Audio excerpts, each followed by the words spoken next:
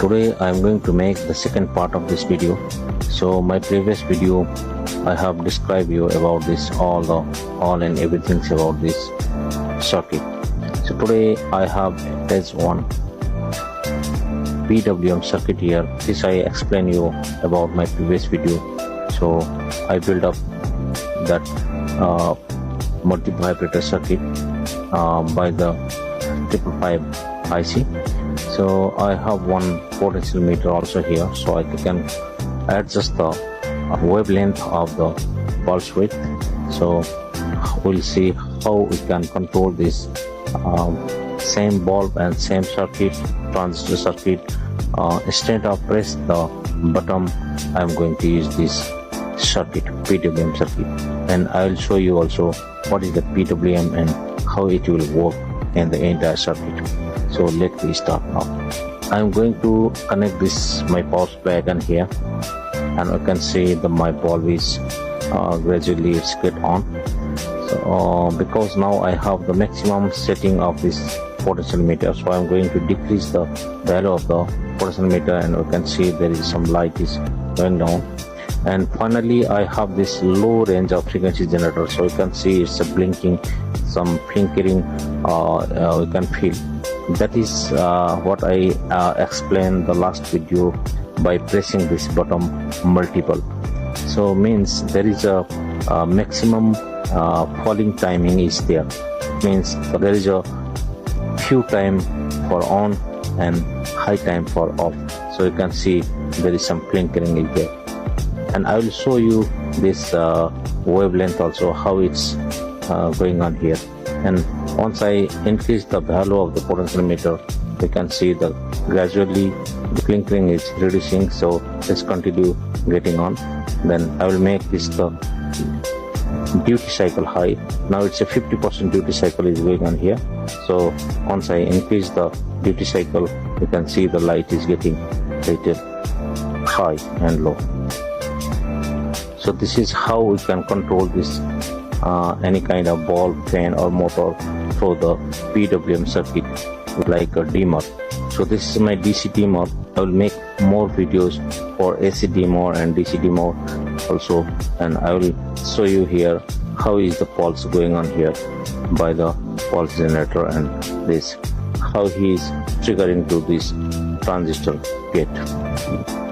Let me see that also.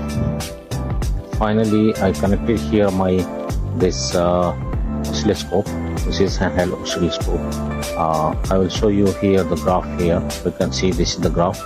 So I will adjust this my potential meter, then we can see how it will change the value of the this waveform and what is the different of this bulb performance.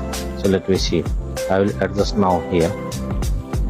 This is my potential meter. So my previous video I show you some here. So you can see once I turn the potential meter, you can see here in the screen some waveform is changing here. So that means this is the waveform what I told you before. So you can see here two type of waveform. The one is it's a high and another is the low. So example, I have this is the low timing, which is means the off, and here is high, that is means on. So this is the on time and this is the off time. So how we can understand this one? So slope up, this is the off, which is duty cycle. I explained on my previous video, which is the on signal, and this is the off signal. So I will just adjust this my potential meter. You can see when I make low, and you can see this the waveform. The waveform is getting high delay. So in this case my bulb is getting low light also. Once I turn on this one, the high side, you can see the graph is changing here on the screen. So the maximum, this is the duty cycle what I told you before, is 90% duty cycle is here now. Finally, if there is a 90% duty cycle, then my bulb is getting high light also. So you can see the waveform how is different. So I will make the again this the potential meter low.